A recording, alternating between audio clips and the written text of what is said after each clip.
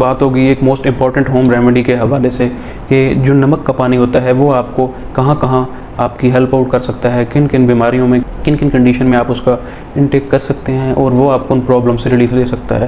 क्योंकि अक्सर लोग ये चाह रहे होते हैं कि मेडिकेशन से उन्होंने इज्तनाब करना है, उन्होंने कोई ड्रग्स नहीं लेनी, तो आप कुछ ऐसी रेमेडीज़ बता दें ताकि सर फहरिस्त है एलर्जी का मसला, नाक की एलर्जी। अब ये ऐसा प्रॉब्लम है जो कि होम रेमेडीज़ से भी आपको एक सर्टेन लेवल तक आपको रिलीफ दे सकता है, टेम्परेरी रिलीफ आपको ये दे सकता है। क्योंकि कुछ लोग ये चाह रहे होते हैं कि वो मेडिकेशन को नहीं लेना चाह रहे, उनसे वो रिलेक्टेंट हैं, उनको वो अवॉइड करना चाह रहे हैं, उनको होम रेमेडी चाहिए होती है रिलीफ के लिए।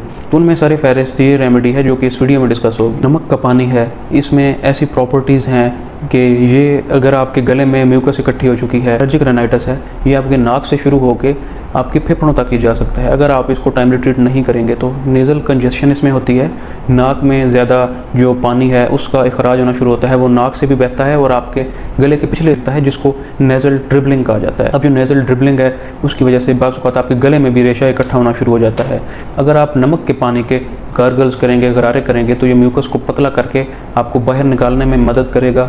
कोशिश ये करें या तो आप पिंक साल्ट यूज़ करें, सी साल्ट यूज़ करें, क्योंकि हमें इस चीज़ का नहीं आइडिया जो नॉर्मली साल्ट होते हैं उनके अंदर क्या क्या चीज़ें ऐड की गई हैं, तो वो कहीं आपको किसी नुकसान से बचने के लिए आप उनसे अवॉइड करें। इसके अलावा जो नाक है, आप नाक को भी धो सकते हैं नमक वाले पानी से। एक नेज़ो वॉश बॉटल मिलती है, उसके अंदर एक स्पेसिफिक टाइप की नोज़ल अटैच होती है। आप उसके अंदर नमक और पानी को मिक्स करके पुश करेंगे नाक की एक साइड से, तो दूसरी साइड से निकलेगी और नाक के अंदर जो आपका बलगम, म्यूकस, रेशा जमा हुआ था तो वो उसको निकाल देगी। उसके अलावा जो नेज़ल कंजेशन थी, आपका नाक ज़्यादा सेक्रेटरी हुआ था जहाँ से पानी का अखराज ज़्यादा हो रहा था, तो ये उस चीज़ से भी आपको बचाएगी, उसको भी ये सप्रेस करेगी। इसके अलावा ये जरासीम को भी मारेगा नमक वाला पानी। इसकी एंटीसेप्टिक प्रॉपर्टीज़, जो बैक्टीरियाज, जो जर्म्स हैं, उनकी सेल वाल से पानी को निकाल देता है, उनको ये श्रिंक कर देता है, जिसकी वजह से वो वहीं पे कोलैप्स हो जाते हैं और वहीं पे वो मर जाएंगे, जिसकी वजह से आप इसको एंटी बैक्टीरियल साइड पे भी एक सर्टेन लेवल तक आप इसको यूज़ कर सकते हैं।